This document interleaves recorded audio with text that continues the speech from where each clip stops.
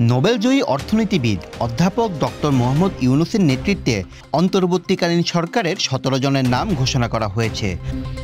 ৮ August বৃহস্পতিবার এই সরকার সদস্যের নাম প্রকাশ্যে এসেছে, তবে এই ব্যাপারে আনুষ্ঠানিকভাবে নিশ্চিত হওয়া যায়নি এখনও।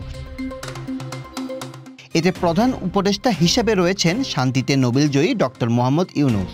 উপদেষ্টা তালিকায় রয়েছেন Salehuddin Ahmed, Asif Nazrul, Adilur Rahman Khan, Hasan Arif, Touhid Hossain, Syeda Rizwana Hasan, Mohammad Nahid Islam, Asif Mahmud Sajib Bhuiyan, brigadier general M Sakhawat Hossain, Supradip Chakma, Farida Akhter, Bidhan Ranjan রায়, আফম খালিদ হাসান, নূরজাহান বেগম, শারমিন মুর্শিদ এবং ফারুকী আজম।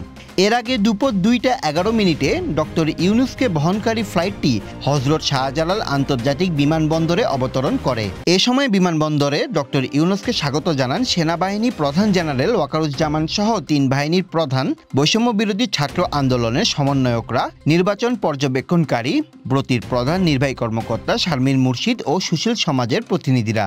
এই সময় বিমানবন্দরে সংক্ষিপ্ত বক্তব্যে তিনি বলেন, আমার উপর যদি আস্থা ও বিশ্বাস রাখেন তাহলে এটা নিশ্চিত করতে হবে কারো উপর কোনো প্রকার হামলা করা যাবে না, বিশৃঙ্খলা করা যাবে না। যদি বিশৃঙ্খলা করা হয় তাহলে আমি এই দায়িত্বে থাকব না। নতুন বিজয়ের মাধ্যমে বাংলাদেশ নতুন বিজয় দিবস শুরু করলো উল্লেখ করে ডক্টর ইউনূস বলেন, ছাত্রদের নতুন বিজয়ের মাধ্যমে বাংলাদেশ নতুন বিজয় দিবস শুরু করলো। আমাদের এগিয়ে যেতে হবে। যারা এটি করেছে তাদের প্রতি কৃতজ্ঞতা, তারা দেশকে রক্ষা করেছে। এই সময় এই আন্দোলনের প্রথম শহীদ রংপুরের আবু সাঈদের কথা বলতে গিয়ে আবেগে আপ্লুত হয়ে পড়েন ডক্টর ইউনূস।